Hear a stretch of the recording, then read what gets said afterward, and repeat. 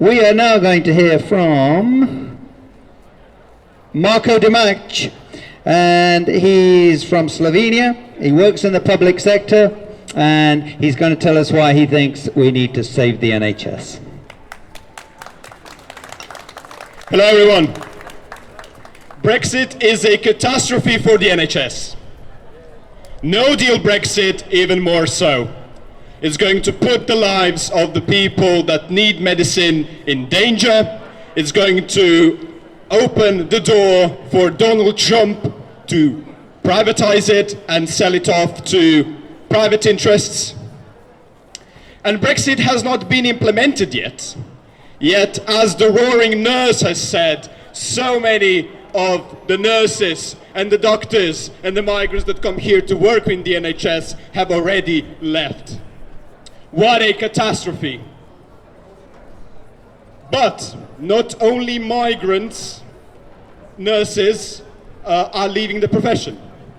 We also have nurses that are overworked, underpaid since 2010, since the austerity measures were implemented. And the UK is one of the few countries in the European Union that witnessed a wage squeeze of more than 10%, especially in the public sector. All this is the responsibility of the politicians that since 2010 voted again and again to implement austerity cuts on the NHS, bringing it to the brink of collapse. Do you remember that lie on the side of a bus? 350 billion for the NHS per week. That lie was only effective because some of the people that have voted for austerity underfunded it. So people know, people see the waiting times. People see that they cannot get an appointment at the GP. And they thought, yeah, maybe we're going to fund the NHS now. And that's what made that lie on the side of a bus credible. And this ongoing austerity has also made another thing possible, unfortunately.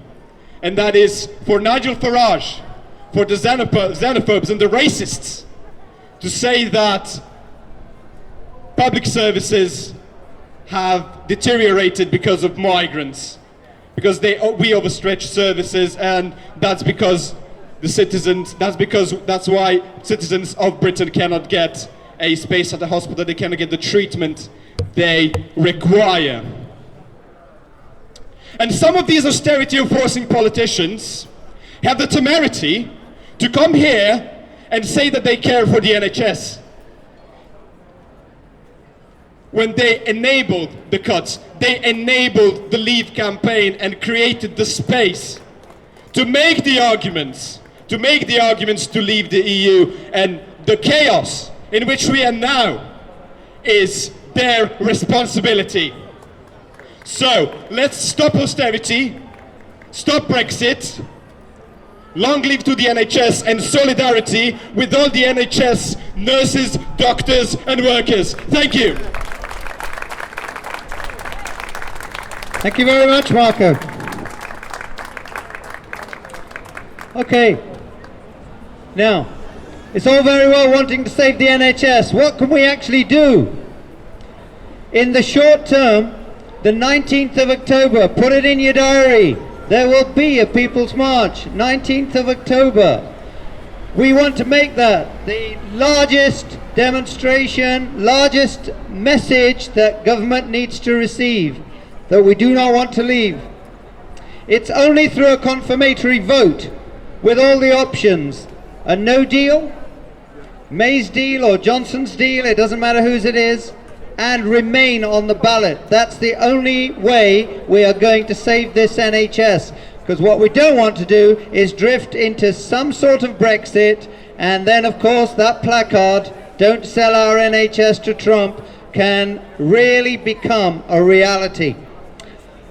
It's been 3.5 years. Those people that wanted to leave have been trying for 3.5 years to leave the EU safely. They have not managed to do it.